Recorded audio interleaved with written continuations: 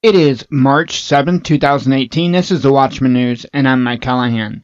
There's been a few reports that I've seen that was worthy of mention this morning. This is another one without a doubt. We have been covering a lot of things that happen in Syria on our live shows. And it's interesting that every time that they want to attack a country, that they don't actually have a reason to attack that country, it seems that they bring chemical weapons into the mix. Okay, so let's go ahead and get on to the report in Sputnik. I will put the link to this in the description of the video. U.S. considering new attack on Syrian government, says the National Intelligence Chief. A potential decision by Washington to take new military actions against Damascus would mark the second U.S. strike on Syria in less than a year. The Trump administration is considering new attacks against the Syrian government in response to reports of chemical weapons use, the U.S. Director of National Intelligence said on Tuesday. Now, I want to take a second here to point something out. This is something that the United States has done over and over and over. This is an excuse that they have used so many times, it's unreal. And I'm going to prove it with one video, which I'll also link in the description of this video. I'm not going to play that video here, but I will link to that video in the description.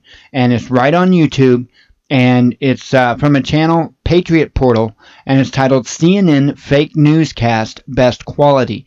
Now, you can find this all kinds of places. This isn't just a doctored video or anything else. And what you'll find is Charles Jaco, and he is clearly doing a completely false news report and even joking about it.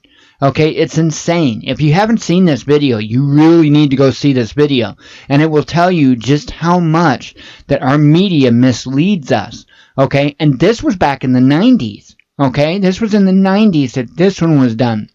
Remember that when you think back over time about things like the whole Saddam Hussein and the baby incubator stories that, the attack on the hospital that never happened. Okay, it's insane. It is absolutely insane. And we need to call this out. We, the people, need to call this out. And the thing of it is I understand that a lot of people had a lot of hope when Trump won the election. And I get that. I have a lot of hope too. I really want to see this country succeed. I really want to see the people in this country succeed. Okay? But if we expect to do that, we have to get out of the global mindset. We have to get away from the international powers that be that are controlling the nations. And it's absolutely clear that that is not happening. If we need to drain the swamp, guess what? We need to start draining the swamp at the global interest. Okay, the international interest. Because if we don't drain that swamp, we can't do anything in our country at all. Let me continue on with the article.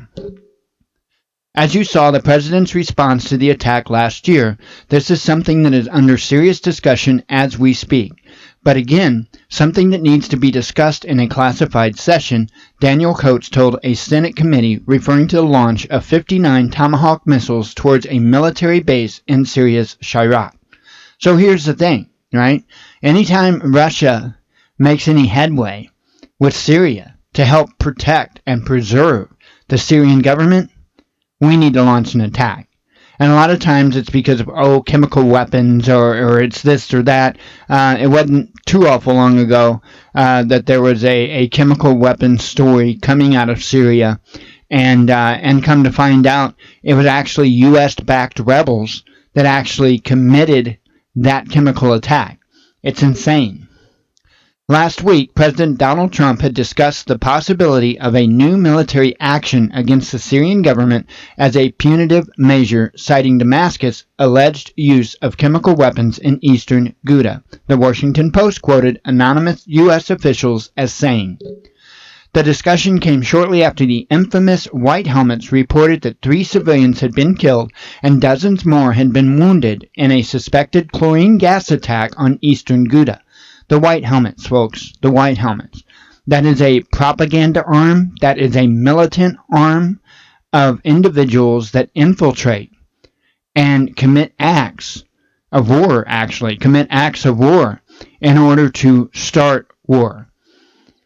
Despite the fact that the Russian Center for Syrian Reconciliation having repeatedly warned that a local resident from eastern Ghouta had announced that Tahrir al-Sham, formerly Jabhat al-Nusra terrorists and white helmets had been preparing to stage a provocation involving the use of chemical weapons in Idlib in order to blame the government for the attack on civilians, those warnings were ignored by the U.S.-led international coalition. Which is exactly what I was saying. On April 7, 2017, the U.S. launched 59 Tomahawk missiles at the Syrian military airfield in Ash Shayrat, located about 40 kilometers from the city of Homs, in response to the alleged use of chemical weapons in Syria's Idlib, which Washington blamed on the Syrian government. The allegations were vehemently denied by Damascus. Russia described the attack as an aggression against a sovereign state. Addressing Russia's role in the conflict, Daniel Coates wrote in his testimony to the Senate Armed Services Committee that the United States was not sure that Moscow could convince Assad to make concessions.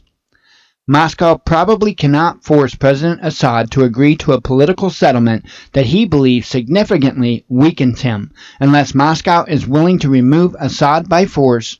While Assad may engage in peace talks, he is unlikely to negotiate himself from power or offer meaningful concessions to the opposition, Director of National Intelligence wrote.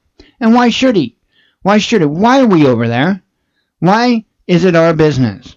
Okay? He is not attacking his own people. He's not. It's just another one of those countries that the United States is helping to topple, and it largely is for the international banking system. Lieutenant General Robert Ashley, director of the Defense Intelligence Agency, also considered Russia's role in his prepared testimony to the committee. In Syria, Russia's military intervention changed the dynamic of the conflict, bolstering the Assad regime and posturing Moscow as a credible regional power broker in the Middle East, the testimony read. Evaluating the conflict itself, Coates highlighted the success of Damascus, adding that the level of violence has declined. The conflict has decisively shifted into the Syrian regime's favor, enabling Russia and Iran to further entrench themselves inside the country. Syria is likely to experience episodic conflict through 2018, even if Damascus recaptures most of the urban terrain and the overall level of violence decreases, he wrote, adding that the Syrian opposition's 7-year insurgency is probably no longer capable of overthrowing President Bashar al-Assad or overcoming a growing military disadvantage. Rebels probably retain the sources to sustain the conflict for at least the next year. As for Daesh, he underscored that despite territorial losses, it probably possessed sufficient resources and a clandestine network in Syria to sustain insurgency operations through 2018. So again, we're seeing these international agendas being rolled out regardless. They haven't stopped. In fact, they've picked up speed. So it's something to keep a very, very close eye on, and we will certainly do that. Again, the links to this article and the CNN video will be in the description of this video, and I appreciate you, and thank you for watching.